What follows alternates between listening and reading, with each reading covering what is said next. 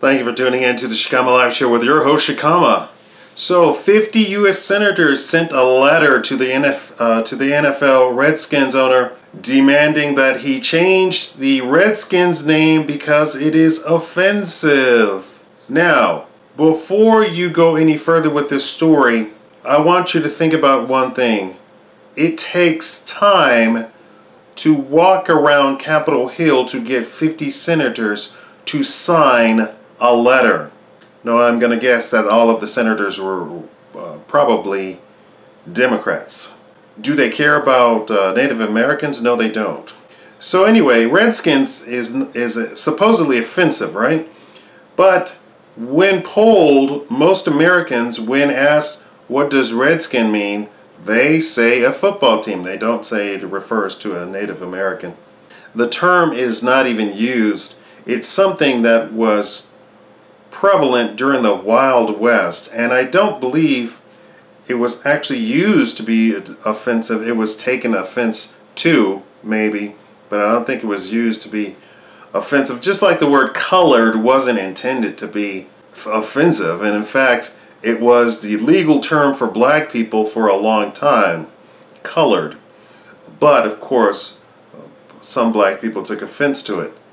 Now, if this name changes, and if they bow to this, and what's really amazing about the story is when I looked at the comments, I thought I was going to get a whole bunch of support for it. In fact, I did not see support for it. I saw the exact opposite, calling for the resignation of the senators and ousting them in the 2014 votes that are coming up, and telling them to do their jobs instead of worrying about some entity that they have absolutely no control over. The Redskins is a private business. The NFL is a private business. It has nothing to do with the federal government. The federal government is limited by the Constitution as to what it can and cannot do. And changing the name of an organization is not one of its powers. I know people say, oh, they have unlimited power. They're the federal government. They do not.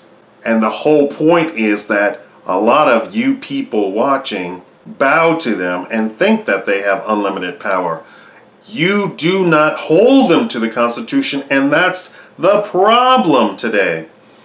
In wake of this, in view of this, they have come out with a list of other names that need to be changed. Braves, Chiefs, Warriors, Saints, Cardinals, because of the actual religious use of the word, not the bird. And then you have the Nordic people taking offense at the use of the word Giants. And then they're going to move on to the NHL and the NBA to get them to change their names. This is all political correctness run amok to get people to pretend that there's something offensive and something that people are doing that is being offensive to somebody, and that we don't want people to be offended.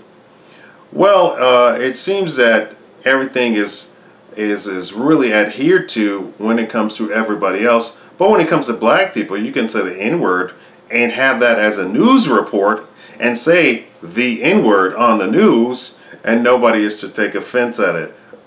Black people get a complete pass from being offended. I mean, who cares about black people, right? Right? Frankly, they're hiding a real story here, and it's probably the IRS scandal and the VA scandal. They want to talk about everything else other than that, and the start of World War III with the Ukraine debacle and the Syria debacle and the Egypt debacle and the Muslim Brotherhood. They don't want to talk about those issues, and they don't want to talk about Representative Cummings being involved in the IRS scandal and potentially being tried criminally in the House of Representatives. How about we talk about that instead of senators walking around all day or all week trying to drum up a letter to tell somebody to change their name. That's none of your business, senators. None of your business. And you have absolutely no control over it.